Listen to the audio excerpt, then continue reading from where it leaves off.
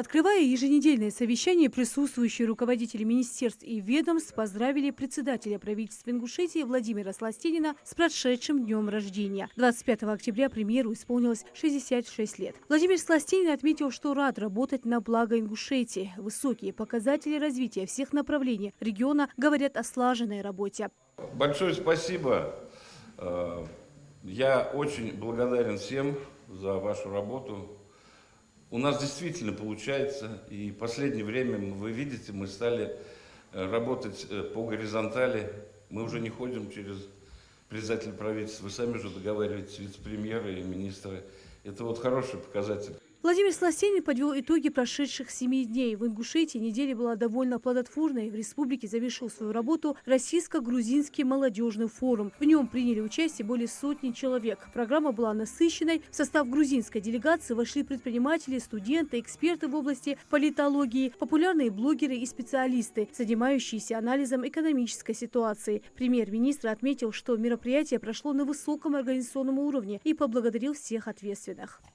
У нас было очень большое, я вот даже боюсь сказать, уже даже не всероссийское совещание, первый молодежный форум, российско-грузинский форум.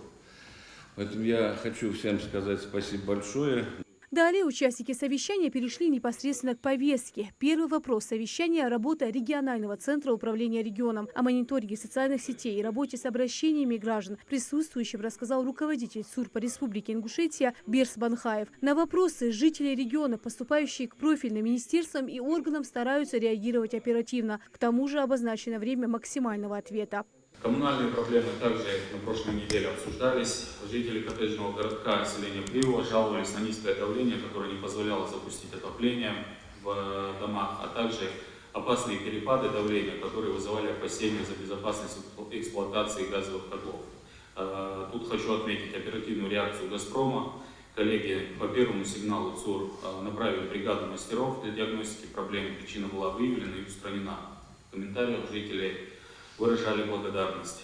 Далее собравшиеся переходят к следующему вопросу – реализации в Ингушетии национальных проектов и государственных программ. Начальник управления по организации проектной деятельности администрации главы и правительства Ингушетии Бекхан Майсагов подробно рассказал о кассовом исполнении отдельно каждого проекта. В Министерстве финансов России кассовое исполнение по 5 национальным проектам превышает среднее значение по Российской Федерации. Это молодежь и дети с кассой 80,9%. Инфраструктура для жизни 74,7%, экология 100%, эффективная и конкурентная экономика 100%, туризм 79,2%. Так, по этим 5 проектам у нас кассовое исполнение выше, чем среднее значение по стране. По стране у нас 76,5%.